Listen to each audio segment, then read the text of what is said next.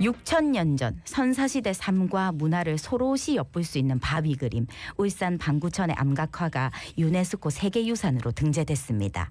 대한민국의 국보를 넘어 세계인이 지켜야 할 유산으로 그 가치를 인정받게 된 건데요. 오늘 오래도록 암각화를 조사, 연구해온 전문가를 통해서 울산 방구천의 역사, 문화적 가치를 살펴보겠습니다. 네, 울산대학교 역사문화학과 전호태 명예교수 전화 연결돼 있습니다. 교수님 안녕하세요. 네, 안녕하세요. 네, 일단 뭐 또 축하할 소식이니까 축하 먼저 하겠습니다. 암각화가 우리말로 바꾸면 바위 그림이죠. 그렇죠. 방구천의 암각화는 울주 대곡리 반구대 암각화 그리고 울주 천전리 명문과 암각화를 아우르는 유산입니다. 여기 명문은 이제 명문장이라는 말이겠죠? 네. 네. 아니 명문장이라고 새긴 글자. 새긴 글자와 암각화. 이거 설명 좀 해주시죠. 예, 이 두 유적은 직선거리상으로는 2km도 떨어지지 않았는데요. 하나는 반구대 암각화는 언양읍 대곡리에 있고, 천전리 명문과 암각화는 두덕면 천전리에 있어요.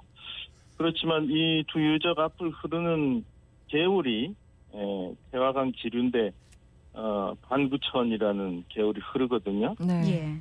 예, 이 앞에 이제 원래 반구천이라는 그 개울명은 조선시대 이름이고요. 근래까지는 대곡천이라 불렸죠.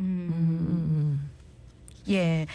그리고 추정하기로는 6,000년 전에 그림이 그려졌다고 하던데, 예. 그 중에 대곡리 방구대 암각화가 선사시대 문화재라면 천전리 명문과 암각화는 선사시대부터 신라시대까지의 생활상을 연이어 엿볼 수 있다고 하더라고요. 네네, 그렇죠. 예. 어떻습니까, 보시면? 반구대 암각화는 이 커다란 이제 병풍처럼 늘어선 바위절벽의 아래쪽에 그려져 있는데요. 여기는 주로 이제 신석기 시대부터 청동기 시대에 걸친 수렵 시대의 그 생활 흔적이 담겨 있고요. 네. 천전리 명문과 암각화는 시작은 신석기 시대인데 마치기로는 아마 근대까지였던 것 같아요. 주로 뭐 삼국시대 신라의 그 기록이라든가 그 사람들이 방문한 모습 이런 것들이 그림과 한자 명문으로 남아 있는데 아마 근래까지도 여기에는 아마 기도하러 사람들이 찾아온 것 같아요. 이게 지금 라디오다 보니까 저희가 이 암각화를 시각으로 전해드릴 수가 없어서 혹시 지금 들으시는 분들이 우리 청취자분들께 머릿속에 한번 그려볼 수 있도록 설명을 살짝 좀 묘사를 해주실 수 있을까요? 예, 조금 전에 말씀드린 것처럼 반구대 암각화는요, 강변에 병풍처럼 바위 절벽이 높게 이제 펼쳐져 있어요.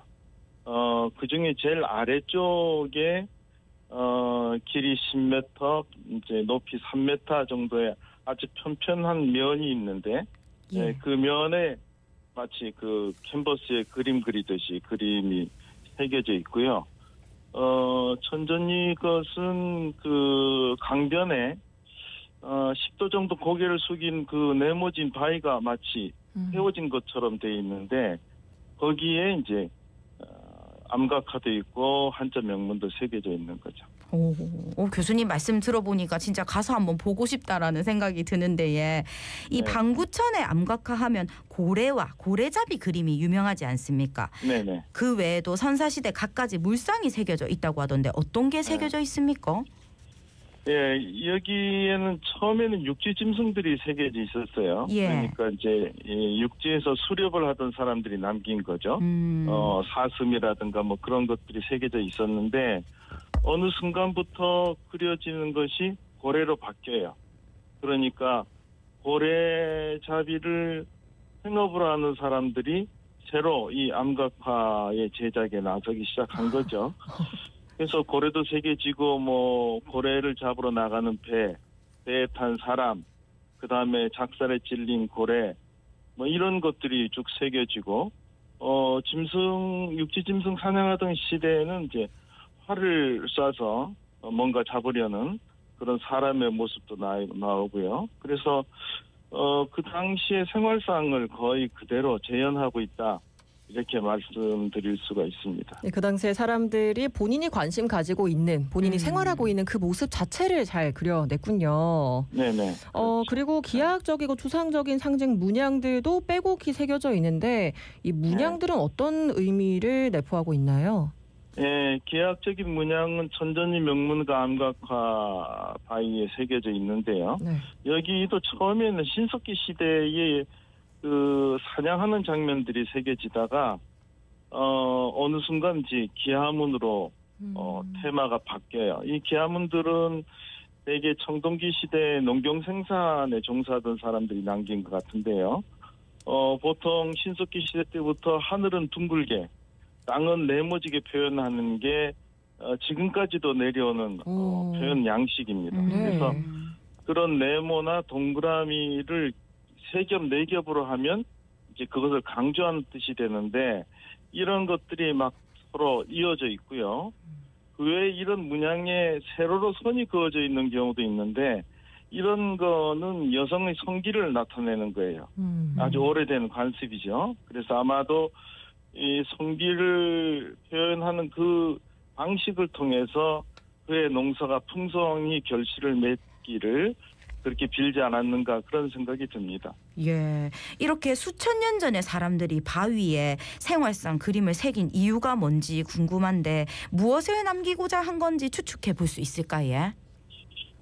근본적으로 그 바위에 뭔가 남긴다라는 거는 바위 신앙이 기반이 되는 거거든요. 예. 바위 신앙은 인간의 역사와 함께한 그런 신앙의 양식인데 바위에 뭔가 특별한 힘이 있다라든가 그 바위의 힘의 주체가 특정한 신이라고 믿는 거죠. 즉 그런 믿음의 근거에서 바위에 뭔가 새긴다든가 바위를 긋는다든가 하면 그것이 이제 기도가 돼서 신에게 전달이 된다. 뭐 이렇게 믿는 거고 그런 거는 뭐 지금도 사실 명산 대천에서 특정한 형태의 바위를 보면 그 앞에서 기도하는 사람들이 있는데 이것도 수천 년 된 역사의 연장선상에서 이해할 수 있을 것 같아요. 예. 그리고 반구대 암각화가 세계 최초로 고래잡이 모습을 새겼다고 하는데 세계적으로도 고래 그림은 좀 그렇게 많지 않은 편인 거죠? 세계적으로 고래 그림이 새겨진 암각화는 한 3군데 정도 더 있어요. 유럽에 2군데, 예. 오스트레일리아 1군데. 그러니까 매우 드문 거죠. 예. 근데 다른 지역의 고래 암각화들은 고래의 외형만 크게 선으로 나타낸 것이 이제 보통의 공통된 양식이고요. 네.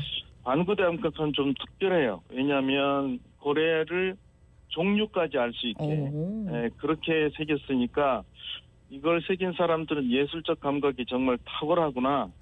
그리고 아마도 바다에서 고래를 아주 제대로 관찰을 했기 때문에 이런 구체적인 묘사가 가능하지 않을까 그런 생각들이 듭니다. 예. 그러면 이렇게 드물게 새겨진 고래의 그림을 우리가 어떤 의미로 받아들일 수 있을까요?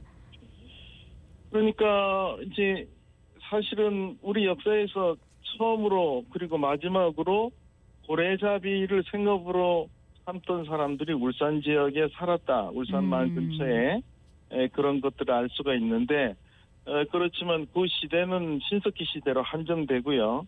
농경이 이루어지는 이제 청동기 시대 이후에는 고래잡이에 나서지는 않습니다. 그러니까 시대도 한번 또 유추를 해볼 수가 있군요. 네. 실제로 이제 암각화를 교수님께서 보셨을 때 어떤 느낌이 드셨는지 그리고 이제 보러 가실 분들도 많을 텐데 교수님께서 생각하시기에 어떤 부분을 눈여겨봐야 할지 좀 짚어주신다면요? 예, 조금 전에 제가 굉장히 예술적이고 구체적이다라고 했는데 사실 제가 처음에 그 반구대 암각화의 고래를 보면서 거기 57마리가 새겨져 있거든요. 그중에 이제 눈에 띄는 게 이 새끼 고래를 등에 업은 어미 고래예요. 요거는 새끼가 처음에 어미 몸에서 나오면 차가운 물 때문에 반쯤 기절하거든요. 요거를 등에다 업어서 물 위로 내보내서 첫 번째 숨을 쉴 수 있게 해야지 새끼가 살아요. 근데 이제 이런 거는 고래가 자세히 눈에 들어오지 않는 한 알 수가 없는 건데 현대 다큐멘터리에나 나오는 건데 반구대는 이게 새겨져 있죠. 그리고 또 하나는 방구대에 잠수하는 듯이 보이는 고래, 이제 고래 배에 주름까지 묘사된 그런 고래가 있는데, 요건 혹등고래라는 고래라서 네. 이 고래는 브리칭이라고 해서 공중으로 이렇게 뛰어 올랐다가 거꾸로 바닷속으로 다시 들어간 그런 재주를 부리는 유일한 종이에요. 그래서 이런 종을 실제로 이제 알고 있는 거죠. 방구대 암각화에 새겨진 고래가 구체적으로 한 7종 정도 되는데, 이렇게 종류까지 알 수 있다라는 것은 매우 특별하다, 이렇게 얘기할 수밖에 없는 거죠. 그러니까 이게 상상해서 그린 게 아니라 정말로 가까이서 또 한번 보고 그렇죠. 그걸 예. 그렸다는 게 너무 신기하네요. 그러게. 예. 네. 자, 교수님, 우리가 이 두 암각화를 세계유산으로 지키고 널리 알려지기 위해서 어떤 노력이 필요할지 짧게 한 말씀 부탁드리겠습니다. 예, 이거는 지금 뭐 수문을 설치해서 사연댐이라 그 하류에 있는 댐을 이제 그 물이 넘쳐가지고 물에 잠기는 문제 때문에 예. 세계유산 신청할 때도 2030년까지 수문 설치해서 더 이상 물에 잠기지 않게 해라라는 전제 조건이 붙어 있어요. 요거는 반드시 해결해야 되고요. 네. 또 하나는 뭐 이거를 이제 K 콘텐츠의 한 아주 주류로 삼아서 네. 새로 교육과 연구 여기까지 자료로 삼아야 되지 않을까. 듣겠습니다. 울산대 전호태 명예 교수님이었습니다. 오늘 고맙습니다.